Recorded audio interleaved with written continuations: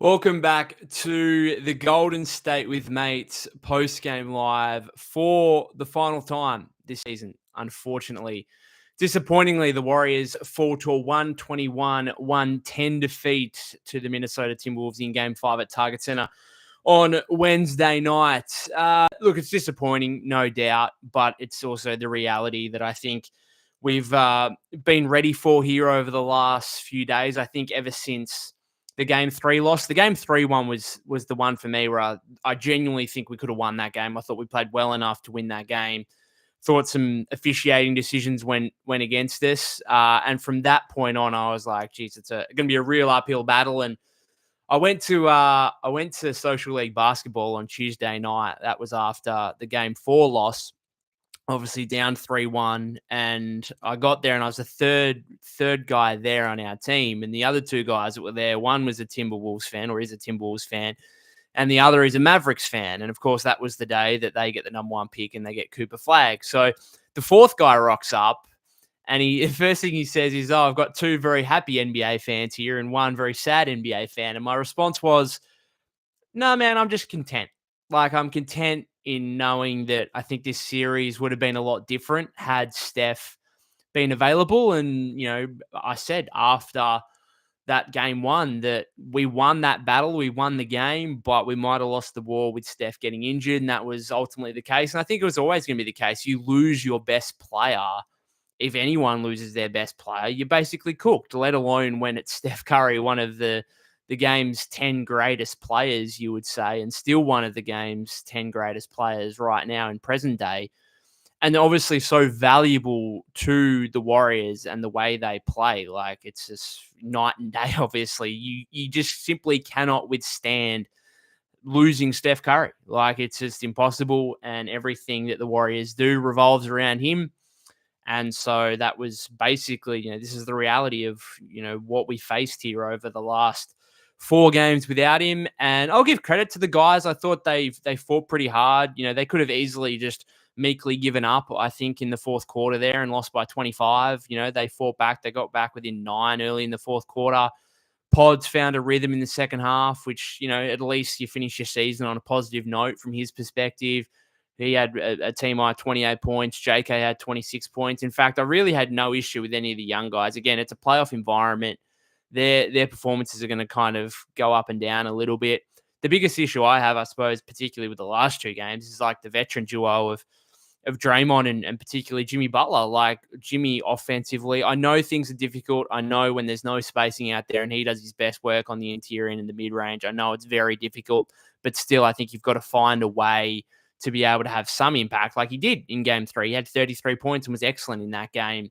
But over the last 2, he took a combined 20 shots over the last 2 games, scored combined 31 points or whatever. It's just not going to get it done. It's not going to get it done without Steph Curry. And Draymond defensively, for him to have really no impact, for the Timberwolves to put up 117, 121 points in the last 2 games. Like, I can understand his offensive production being limited without Steph because of, the chemistry those guys have and the playmaking that he provides for Steph.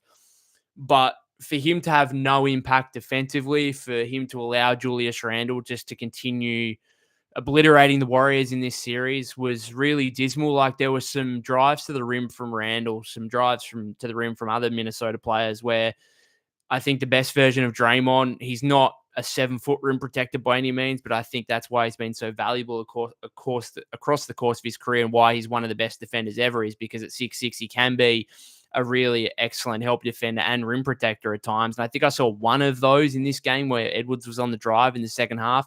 Aside from that, way too many times where Randle is like primarily Randle is driving on someone else, and Draymond's just sitting there kind of around the paint, but like just watching on, just being an onlooker, letting Julius Randle get to work. And I was just really, really disappointed with Draymond defensively, and pretty disappointed with Jimmy offensively, although I think there's probably a few more excuses there for him in terms of the pelvic contusion, in terms of just the general Warrior offense and the spacing. Apparently he was sick also in Game 4. So I think there's few more excuses for Jimmy offensively than there are Draymond defensively, but I think they're my biggest issue, as much as I'm kind of content and understand that the Warriors probably would have lost anyway, they're probably my biggest issues, I think, over these last two games. And to have the veteran duo, the veteran stars that you needed to rely upon without Steph, for them to be the most disappointing in this situation, I think is really not good. Like, I could understand, Pods has obviously been struggling, but I can just understand that a little bit. He's a young player, second year player, hasn't really been in this environment before. And, he stood up in this game. He stood up in the second half. I thought he was really good. Was aggressive in a way that you would have liked to see Jimmy at times. So Kuminga, the exact same. Kuminga wasn't efficient in this game, but at least he was trying to make things happen. So obviously we're going to talk plenty about his future here coming up as a restricted free agent, but there's going to be plenty of time for that as the offseason starts to develop.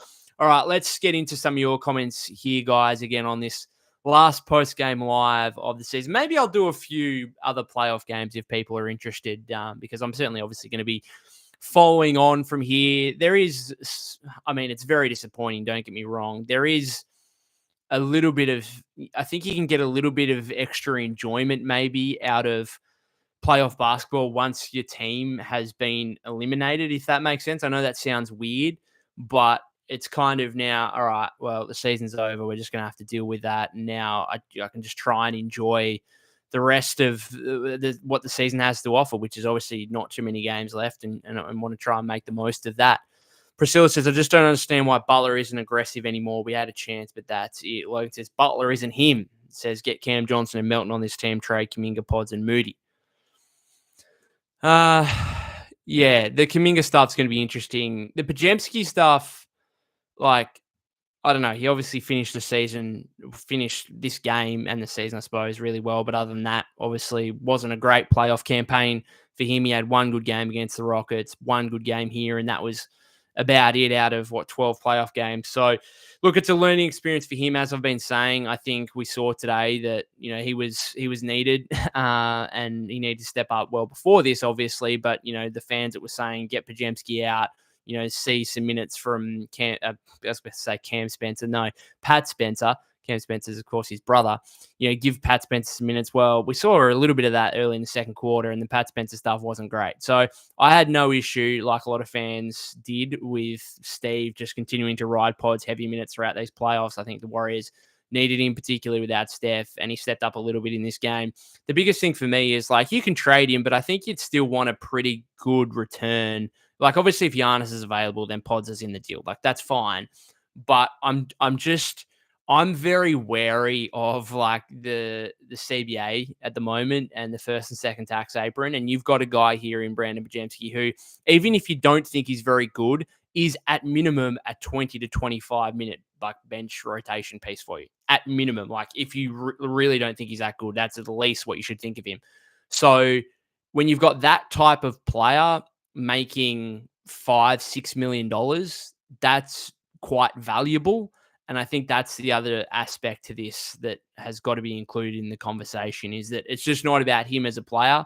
It's the value that he provides on his contract. And, same can be said for a couple of the other guys like Post and TJD. Like, those guys aren't going to be, like, they're not going to be sticking points in a big trade. Like, you send those guys out if you need. But they're also guys that are making like $2 million, and throughout the course of a regular season, they can be helpful for you, and they've still got some potential as young players. So that's kind of the thing we have to remember here. Obviously, it's different for Kuminga, because Kuminga is probably going to need or want a $20+ million per year contract now. So you're going to have a serious discussion and think about that.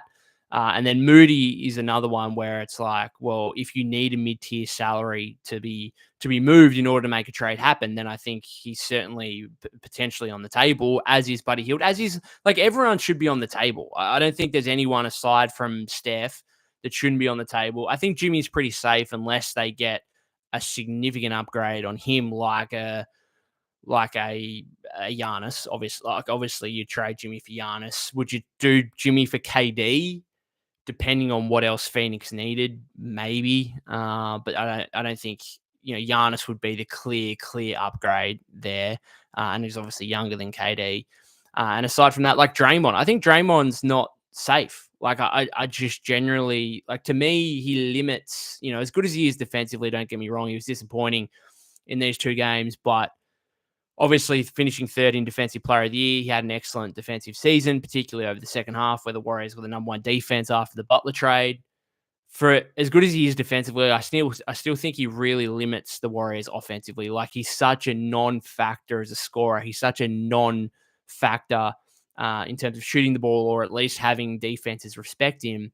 That you have to kind of have the perfect running mate, I think, in the front court with him as a center, and the Warriors just haven't been able to find that. Like they just simply haven't. I think Post might like the absolute best version of Quentin Post would probably be the right player, but whether or not we're ever going to get the best version of him and whether we're going to get it in year two, like I have obviously genuine concerns about that. So I think that ultimately that's probably the area the Warriors have to, if it's not going to be a blockbuster trade, to me, that's the area the Warriors have to most prioritize is the front court, is working out what they're doing with the center rotation because they've got Looney, TJD, and Post, and I have no idea what the hierarchy is between those three guys. Like we saw kind of second half of the season, it was mainly Post, Looney, and TJD, but then all of a sudden TJD started the last three games of this series. So it's quite weird. And therefore, like that needs to be figured out. And if the front court needs to be figured out in a way that you have to, like, you think about moving Draymond as well and just completely changing things up, then I would be open-minded to that if I was Mark Dunleavy Jr. and the front office. Logan says, got 2 years left with Curry, Jimmy, and Draymond. Do whatever you can to get more shooting. This team needs more shooting. Pods isn't him. Trade Kuminga. Can't even win one game without Steph. Pathetic and unacceptable. Steph has been carrying this franchise. Is it pathetic and unacceptable? That's pretty harsh. Maybe, yeah, like if you want to say that, like that's fine. I'm not sure. It's very disappointing. I just think game 3 was the one that they needed to win. And then even if you took game 3 and lost these last two, like you're still going back home for a game 6. You might get Steph back and therefore you're still a chance. So in terms of the shooting thing, that's absolutely agree with that. Cam Johnson's name's going to come up. Melton isn't necessarily known as a shooter, but bringing him back, and if he's healthy, obviously, I think we saw in the very limited time at the start of the season that he was really effective as a backcourt teammate for Steph. The pod shooting stuff, like he shot the ball well over the second half of the season. Now, he didn't shoot the ball well in the playoffs, shot the ball pretty well today. You see some signs with him today where you think, okay, and he's not afraid of the moment, and neither's Kuminga, and I think that's a bit of a contrast to me towards, I think Moody at times in these playoffs was a little scared of the moment, lost confidence. The same a little bit with Quentin Post, albeit again a rookie player. I'm not off him entirely, obviously. So it's gonna be a wait and see. But more shooting is definitely required, and that's another reason why I think if you need to consider moving Draymond in order to get that more shooting. Because obviously, if you've got Butler and Draymond as two of your key pieces playing 30 plus minutes, that means you really have to get shooting at every other position. Like it really does. And if Pods isn't going to be a lights out shooter, and if Kuminga comes back, then there's a couple more guys who need to play heavy minutes who aren't great shooters either. And then, they weren't really respecting Moody in the playoffs. GP2, we know, isn't going to get respected. So there's just so many guys. Like, can Guy Santos take a step and become a legit shooter and rotation player? Like, I don't know. I don't think you should be necessarily relying on that. So there's a lot of things to talk about and work through if you're the Warriors heading into this offseason. Thanik says that lineup that cut the lead to 9 should have stayed in the rest of the game. Probably agree with that. Also says Dre killed our momentum. Very disappointing last 2 games from Draymond. Priscilla says, I want to see how this team is in a full regular season. And if it isn't good, trade some assets. Kuminga is getting better, but every young asset we have are just too inconsistent. This would have been a good series if Curry wasn't injured. Literally couldn't guard him in the regular season. Yeah, like it's interesting. Like I've heard Timberwolves fans and even the guy I play basketball with who's a Timberwolves fan said that this is kind of what Minnesota do. They play down to their level a little bit, and that if Steph was out there, they would have just played better and maybe still won the series. And I can understand that argument a little bit. It happens in sport, and I think Minnesota fans would preach to you that that's kind of what's been happening over the course of the entire season. And they've had some real bad losses as a result to teams that they should otherwise beat. But I'm still fairly confident that if Steph was available, even if the Warriors aren't winning, this series is going pretty deep and potentially another game 7. And we saw that in game 1. The Warriors had control of that game with Steph on the floor, up double digits, and obviously he went down, and they were still able to pull that game 1 victory out. But obviously a different story over the last 4. Thendex says Dre has to go. It's time. It's worth a conversation, I think, for sure. With the way JK was treated, he will leave too. So probably a sign and trade. Thendex says we need a new coach who doesn't depend on one playing style. Do you think we should have seen Moody earlier? No, Moody was good in the 4th quarter, but I mean, you could argue you should have seen him ahead of Santos. You could argue you should have seen him ahead of Pat Spencer. Fair. I just thought he was really bad in the playoffs, and the only time he generally played well were in these kind of 4th quarter garbage minutes where the team was down 15-20. Like that's just true.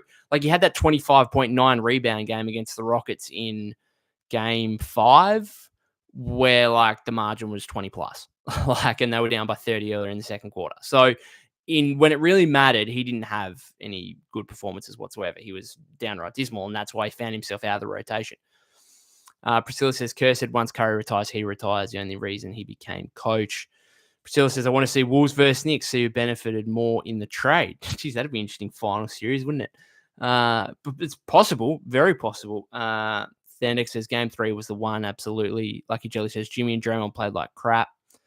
Maddie says, what can the Warriors get for Kuminga that will make us competitive next year? It's going to be interesting to see. Looks like I think I read a report today or whatever, that Brooklyn don't really want to necessarily just give up their salary cap space for a young player just to let them kind of thrive. Like they want to use it on something genuinely meaningful that could get them back into playoff action. And of course, they've been linked to Giannis already. So we'll wait and see on that one. Cam Johnson's probably the name, though, that if Brooklyn are going to have interest in Kuminga with their cap space, then maybe Cam Johnson is the player. Lucky Jelly says Moody also balled out with pods. He was good in the 4th quarter. Yeah. FTW Clan says, I'm so sorry, Curry. You had to sit on the bench and could do nothing but watch this team be completely unable to win a single game without you. Yeah, it's rough. Brody says, Golden State Valkyries. Here we go. Yes, season starts. Is it tomorrow? Tomorrow's season? Or Friday? Friday, maybe. I think it's Friday night, isn't it? First home game of the season. Probably tune into that. Lucky Jelly says, I think if Steph Curry never got hurt, I believe we would still be alive. I think we'd be alive. I think the series wouldn't be over in 5. Well, maybe it would be, and the Warriors would be moving on to the conference finals. Brody says, honestly thought the Warriors just got exposed for being absolutely absurdly bad without Steph. Part to blame on the system, part that the same system won us 4 chips. Yeah, it's just the reality of the situation. Unfortunately, pretty flawed roster. And again, I'm not putting this on Steve Kerr at all, to be honest. I know some fans will, but I'm not going to be, that's for sure. Empire says Dre and JK have to get traded if Warriors want another chance next year. Be surprised if both of them are on the team entering next regular season. I would be. And most likely that means Kuminga's gone, but I think there is a slight world in where Kuminga's actually still on the team and Draymond's not. And the only reason I say this is because those guys overlap with positioning. Like you just can't have 2 power forwards making $25 million each, right? 2 power forwards that don't shoot, right? Or don't shoot well. Like neither of them are centers. Well, Draymond, I suppose, has been playing as a center over the second half of the season, but that's just not sustainable to me. So you got to figure that out. And Kuminga doesn't shoot the ball well enough to be a 3 unless you get like a real sniper. And again, the best version of post, maybe that becomes possible. But I don't think you're banking on. You can't go into next season thinking, yeah, our front court is Kuminga, Green, post. Like you can't do that. And then Butler at the 2 and then Steph at the 1 and Pods off the bench. Like that's just too complicated to me. So I think they've got to almost choose between Draymond and Kuminga. And I think most people would say, well, you just pick Draymond, obviously. But there's some offensive limitations there that, again, I think, and maybe there's a chance both are off the team. Like legit both are off the team. So we'll wait and see. Lucky Jelly says Jimmy Butler passed the ball too much today in last game. And for a lot of games, I think a lot of fans would say he passed the ball for too much at plenty of times throughout these last few months, albeit he's been super impactful. And really the primary reason the Warriors even got to this spot is the in the second round of the playoffs. I mean, he says Kuminga is gone next year, probably Moody gone, more size and offense needed. Pods could be trade bait also. Then next says, what sucks is that I don't even think the Wolves are that good. I hate all the teams left in the West need the Pacers or Knicks to win it. I think the Pacers might be my team that I want to win because I do not know a Pacers fan. I don't know one. And I just think it'd be super random if the Pacers won. It'd be a cool story. So, I don't know. Let them win it, I think. I haven't really thought about too much who I want to see win. Lucky Jelly says the young guys today played with more heart than the old guys, Draymond and Jimmy. Yep. Pirate says Glad Pods played good. Shut up the wannabe Lakers fans. Priscilla says if they get a good trade from Draymond, I wouldn't be surprised if they do it. Draymond wants Curry and Butler to get a ring no matter what. Simon says, what if Ant went down after TJD stepped on his ankle? Well, he did go down for a bit and returned and didn't really seem hampered by it over the last, that happened in game 2 or game 3? Game 2, I think. First half of game 2. Maddie says, I don't think KD wants to come back. I see KD in Houston next year. Possibly. Didn't obviously want to come back mid-season, but by the sounds of it, that was more about him just not wanting to be traded anywhere mid-season. Looks like he'll be dealt in this off-season. Where that's to, we'll wait and see. I think Houston a good shout. Also says QP was poopy tonight. He was he was not impactful throughout the entire playoffs, really. He had a couple of moments where he was okay early in the Rockets series, but the further it went, the less impactful he was, really. Then it says 0-4 without Steph is just pathetic. Like a lot of these players will not be NBA players on other teams. It's a bit harsh, but okay. Empire says, what do you think of Warriors trading for Cam Johnson, AR, Melton, and a center? I really think Austin Reeves would fit good on the Warriors. Austin Reeves. As a backcourt teammate to Steph, that would probably leave Pods out of the mix, I suppose. The Cam Johnson thing makes a lot of sense. The Melton thing makes a lot of sense. The center thing is interesting to me because they need to figure that out, but I think they also need to aim high on that. Like if they just go out and trade for Vucevic, who's making $20 million and who's a complete liability defensively, I'm just like, I don't really want that at all. A guy like Kelly Olynyk reported again today. I think Michael Scott of Hoops Hype reported that he could be a trade candidate again in the offseason. Like Kelly Olynyk, fine, nice, valuable role player, but he's not a starting center. And so it's going to be interesting to see what options become available, right? Like, do you look at the corpse of Brook Lopez in free agency and think to yourself, okay, maybe he's got 1 year left in him? I don't know. We'll wait and see. Matty says, why would Kuminga come back? I can't see why even dollars would make him want to sign a contract with the Warriors. The only way he stays is if they fire Kerr. Well, he doesn't get a choice in the matter. He has a choice in terms of he can go out and get an offer sheet from somewhere. But ultimately, at the end of the day, the Warriors, he's a restricted free agent. The Warriors, and this is exactly why they didn't force an extension at the start of the season, is because they knew if this went all the way to restricted free agency, they'd have the right to match any offer sheet that comes in, right? So if Brooklyn come and say, here's 100 mil over 4 years, the Warriors can say, all right, JK, here's 100 million over 4 years, and you got to stay with us, right? So that to me, I don't think the Warriors are just going to match anything, right? But I'd be surprised if his play over the last 4 games, I do think increases the chances a little bit. Albeit, I think there's still genuine concerns on how he fits with Steph and Jimmy, both of those guys together, and whether or not he can be any kind of valuable player as a third scoring option when it's pretty clear he needs the ball in his hands to be effective, as he has been over the last few games. So that's a genuine question mark, and therefore, if it is $25 million a year, I can see the Warriors balking at that and saying, okay, we'll then walk or try and execute a sign and trade or something like that. But otherwise, if it's 20 million or less and there's no real sign and trade that brings back something decent, then I can just see them saying, yeah, we're just going to match the offer sheet and you can come back and we'll see how it goes, essentially. So the Warriors still have some leeway here. I do wonder what would happen if Kuminga's just all right, guys, I know you have the ability to match, but I just really don't want you to. Please don't. We've had 4 years here. It hasn't worked. can you please and have his agent, really go at Mike Dunleavy and say, just don't match this, please. Just let him walk, let him get a fresh opportunity. I don't know if that comes into it at all, but again, that's all to play out. Brody says, hey, well, at least this year's conference finals and finals are very interesting. Well, that's the disappointing factor, is that I think if Steph didn't get injured, there's a real way the Warriors could have, one, obviously past the Timberwolves, and then two, potentially come out of the West, and three, potentially won the championship. And that's the wild thing. And I think you got to question whether or not the Warriors are ever going to get this kind of opportunity again. It must be said, when you look at the West is only going to get stronger. The Mavs missed the playoffs, just get Cooper flagged. The Spurs miss the playoffs. They're going to get Wemby back. They're going to get a full season with De'Aaron Fox. Just got the second overall pick.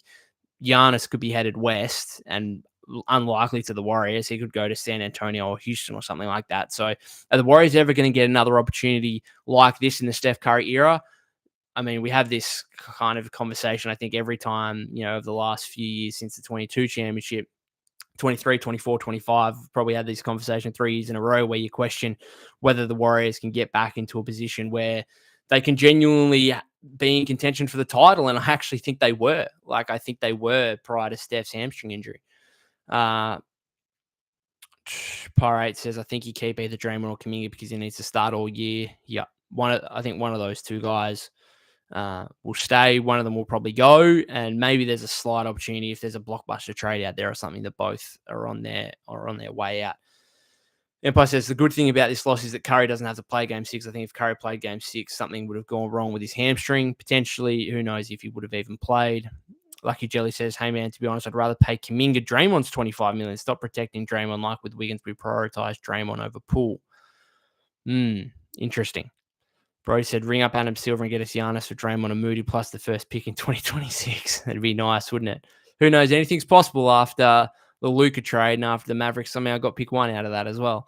Dan X says, we need a big and shooters. Yeah, absolutely. I mean, you just can't survive. And it's amazing they actually got this far. And I think it's a credit to Steph and Jimmy, in fairness, and the defense of Draymond as well. It's crazy they get this far in 2025 when they legitimately lack shooting outside Steph. And they also lack size. If you lack size and you lack shooting, that's amazing that they got to the second round of the playoffs.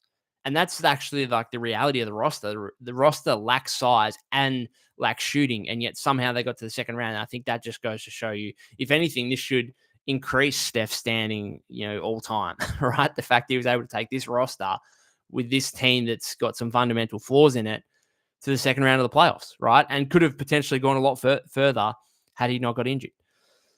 Like Jelly said, if we still had Poole a different game today, Draymond ain't the same anymore and fouls too much. Yeah, possibly. I don't want to get into revisionist history too much. If somebody gets Giannis, I'll be mad because we need him the most. A lot of teams that need him, to be fair, I think. Then next says, trade JK and Dre to the Wizards for Poole and hopefully involve the Nets for Cam Johnson. I would also like Steven Adams. I think Steven Adams is not a bad shout as a kind of an upgrade for Looney, but what the Warriors have to offer him in free agency is obviously going to be determined on what they do with Kuminga and stuff like that in terms of how much room they have available. Brody says, Austin Reeves just a Poole clone trading for what we already had. Poole clone, but on much less money. What is he on? $13 million for one more year, is it? $13 to $15 million for another year, and then he's going to need a big extension, obviously. Empire says, I'm fine with any center, just please not Nikola Vucevic. Well, he's going to be available again, but it feels like you want someone better than that. It just feels like that's not moving the needle for you. And I also don't know how the Warriors do it salary matching wise. They're going to have Hield and Moody as mid-tier salaries, so maybe it's Hield and Moody and something else slightly for Vucevic, which I'm sure the Bulls at this point would probably do. If they could get a young talent like Moses Moody, they probably would. But then, what does Vucevic do to the Warriors? Okay, it gives them another center option, but it's a liability defensively. You're just giving up. Yes, you're just getting some more shooting at the center spot, but you're giving up probably your second and third best shooters in Hield and Moody. So I don't think that does anything. Like you, Jelly says, I feel like people like KD don't want to be with us because Draymond is a lot to deal with. Earlier when we tried for KD, he turned us down to excuses like, I want to see how the Suns play out the year. Pirate says, Dallas fire sale, AD for JK and Pods. Well, the issue is like they just got the number one pick, but they don't actually have access to really any of their own picks moving forward. And so I don't think they are going to be. I don't think there's going to be any kind of fire sale there. I think they're going to be trying to add to what they. I think they're going to try and get a guard to replace Kyrie, who's going to be out for most of the year, and then Kyrie comes back, and once he does, then you've got Kyrie, AD, you add Cooper Flag, who can hopefully be a helpful winning piece to you straight away. You're going to have Derek Lively, Daniel Gafford. Maybe you trade one of those two guys. Who knows? Like, I think I'm as bad as the trade was, as much as I completely have no idea why Nico Harrison did what he did. I actually think the Mavs have somehow fallen into a reasonable situation here where they can be a legitimate threat to be a deep playoff team, which is obviously what they wanted in the first place with the trade and looking towards the short term. And now they've just suddenly been helped out in the long term as well with Cooper Flag. Some says Draymond needs to go. One-dimensional players are not taking you anywhere in 2026. I would rather develop JK's one-on-one defense, which is already good, and bring in a rim protector. I mean, it says Zion. You could bring in, I mean, by the sounds of it, Zion's not going to be available. But if he was, then you would have to make multiple other moves. So you could not have Zion with Kuminga and Draymond, or even one of them. I think you'd have to have Zion, Kuminga, and Draymond out, both of them. Then you'd have to try and find a shooting big that's probably more proven than Quentin Post. And then maybe you have Steph, Zion, Jimmy, a genuine, legit shooting big, who also is a brim protector. And there's just not many of those guys out and about. Like, the best version of Quentin Post, again, maybe, but like that's a long way away from happening, I think. Lopez is on the downside of his career, so he's not really that player anymore.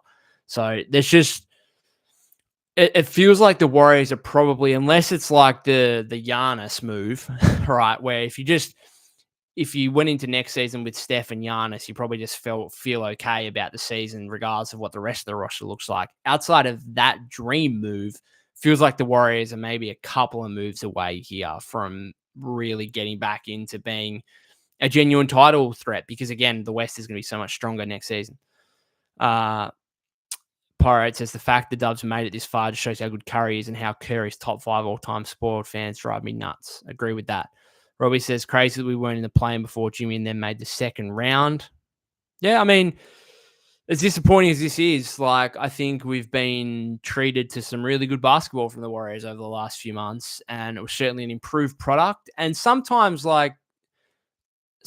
that can be enough. Now, I know as fans, like, we want the team to win the championship every year, right? That's just not realistic. And I think at the end of the day, like, they've been eliminated in the second round, but you got to look back at it and think, was the Jimmy Butler trade worth it? Absolutely it was. Absolutely the Jimmy Butler trade was worth it. And even going into next season with Steph and Jimmy, yes, they're older, obviously, and that's going to be a concern, but you feel better having Steph and Jimmy than if the Warriors had not made the Jimmy Butler trade and had simply let the season play out, finished 11th in the conference. Who knows? Maybe they would have got Cooper Flag or something like that and got a high pick. But I think ultimately the Butler deal was worth it, just to see Steph play in some really high stakes games to win a playoff series against the Rockets.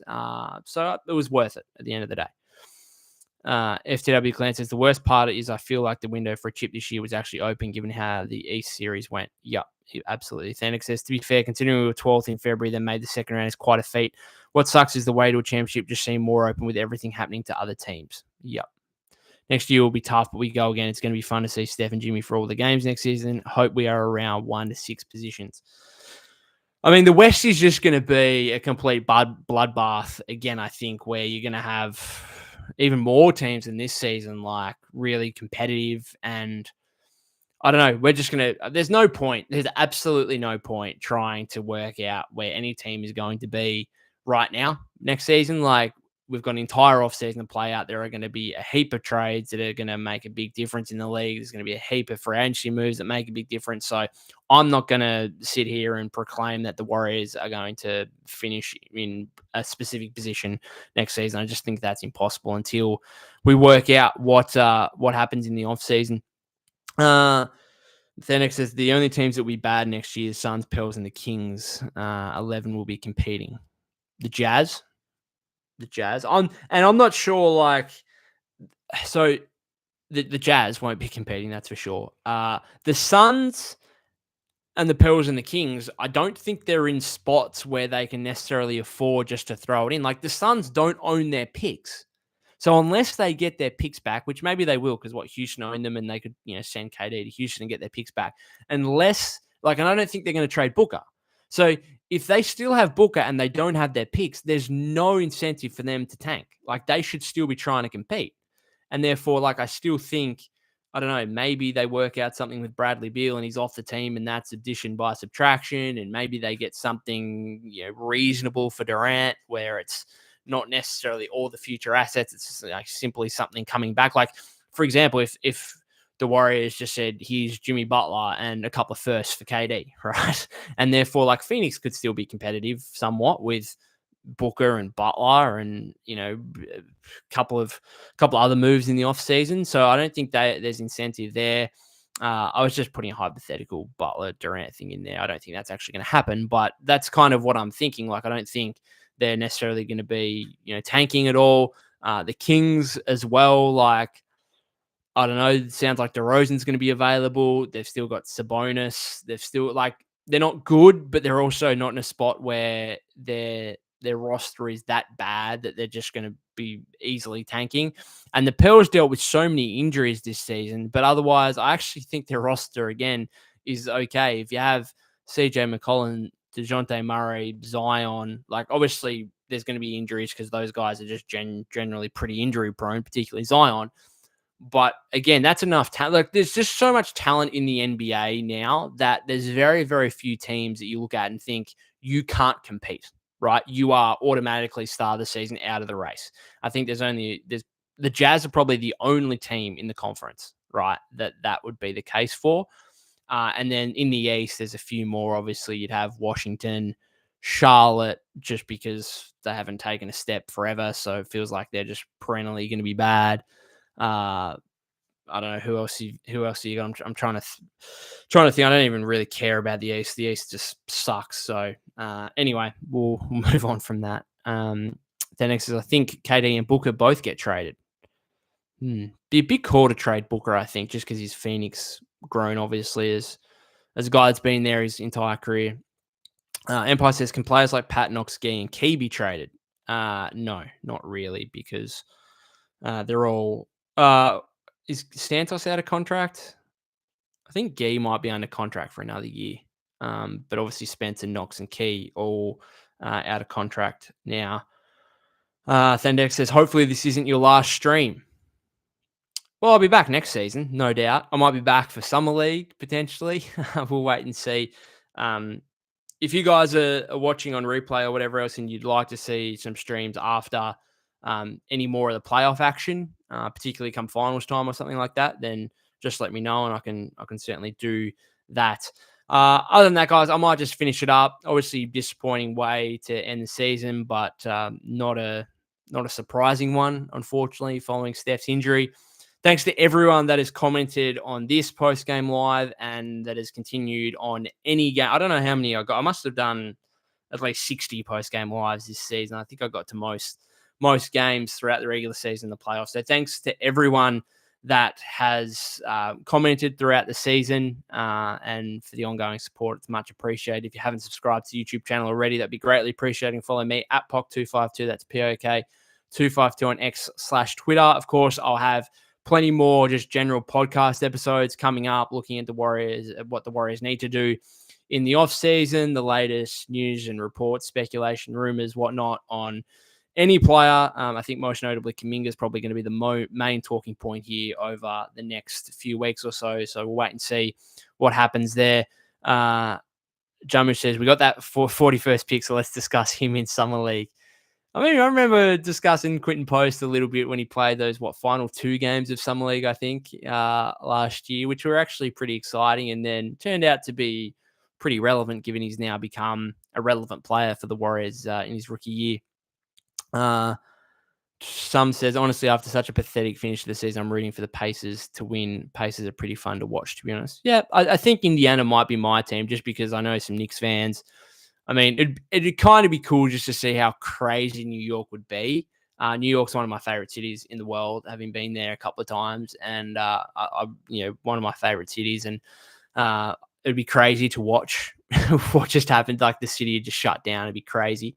Obviously, OKC.